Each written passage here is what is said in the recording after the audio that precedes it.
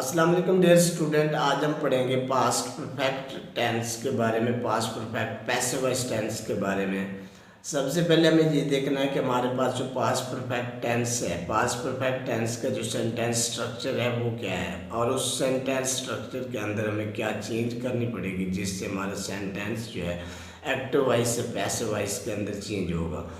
सबसे पहले हमारे पास जो सेंटेंस स्ट्रक्चर है, एक्टिव वॉइस का जो टेंस, पास्ट परफेक्ट टेंस का जो है सेंटेंस स्ट्रक्चर है वो है। इसके अंदर क्या, सबसे पहले सब्जेक्ट, उसके अंदर जो है हेल्पिंग वर्ब हैड इस्तेमाल की जाती है, सिंगुलर हो या प्लूरल हो दोनों के साथ ही हैड इस्तेमाल की जाती है। और इसके साथ ही जो है हेल्पिंग वर्ब हैड के साथ हम क्या करते हैं, main verb form of the verb की बात करते हैं। तो मेन हेल्पिंग वर्ब जो है, हेल्पिंग वर्ब के बाद जो main form of the verb है वो third form of the verb इस्तेमाल की जाती है।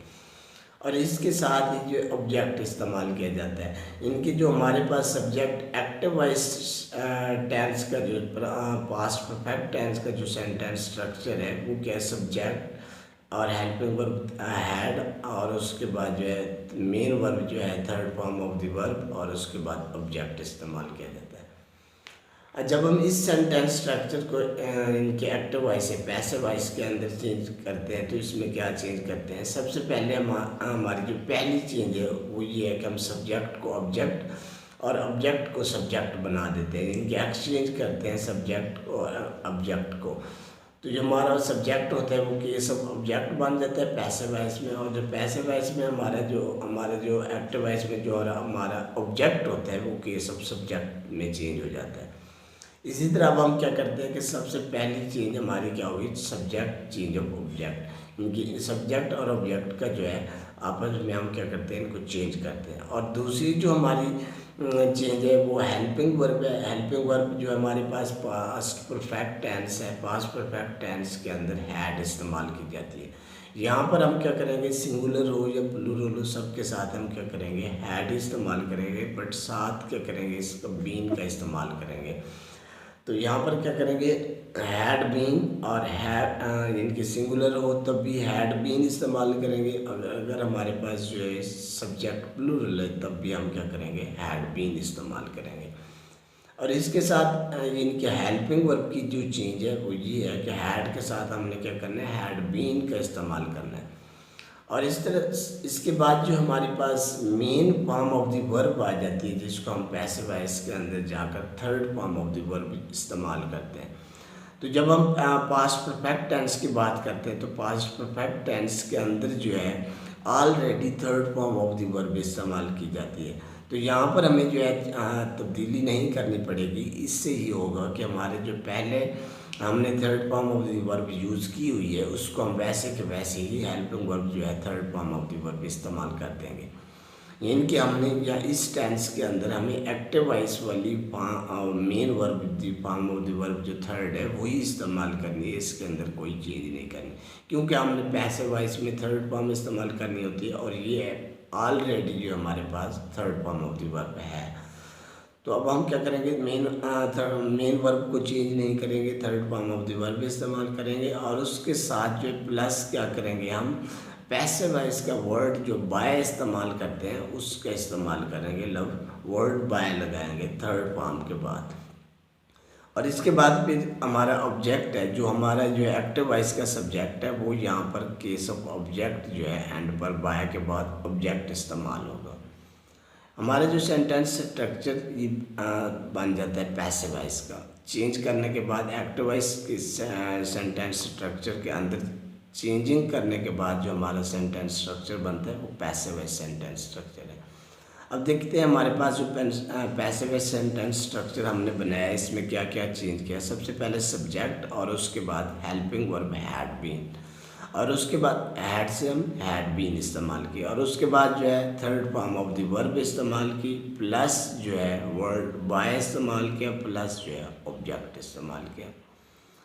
और यहाँ पर जो है ये हमारे पास सेंटेंस स्ट्रक्चर बन जाता है पैसिव वॉइस का।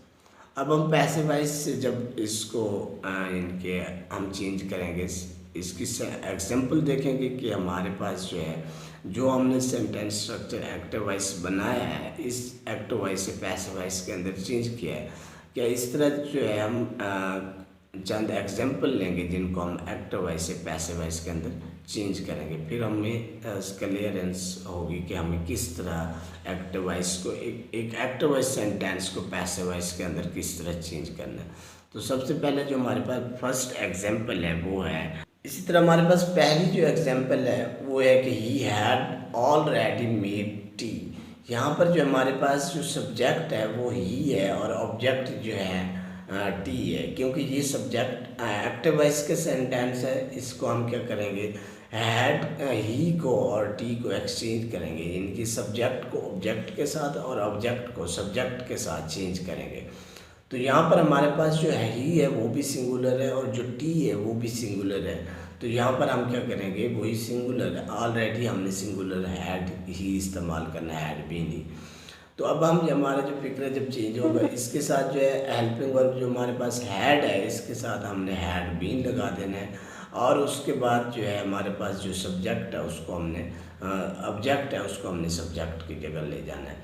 अब हमारे पास जो सब्जेक्ट है एक्टिव वॉइस के अंदर वो है सॉरी ऑब्जेक्ट जो है एक्टिव वॉइस का जो ऑब्जेक्ट है जिसको हमने सब्जेक्ट के अंदर चेंज करना है वो क्या है, टी है। तो यहाँ पर टी हैड, बाकी जो सेंटेंस वैसे का वैसे ही इस्तेमाल होगा।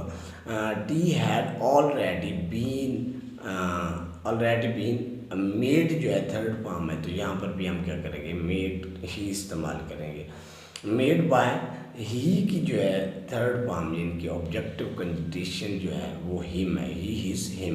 तो यहाँ पर जो है ही चेंज होगा, कन्वर्ट होगा किसमें, हिम के अंदर।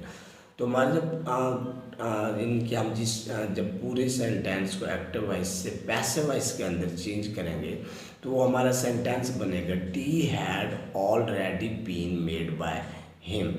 और इसके साथ ही हम जब दूसरे सेंटेंस की बात करते हैं, इनके हमारे पास जो दूसरे सेंटेंस है इनके हम जिसको कहते हैं कि क्वेश्चन सेंटेंस होता है, जिसको हमने इनकी ज़्यादा ये मुश्किल होता है कि हमने क्वेश्चन सेंटेंस को किस तरह, इंटरोगेटिव सेंटेंस को हमने एक्टिव वॉइस से पैसिव वॉइस में किस तरह करना है।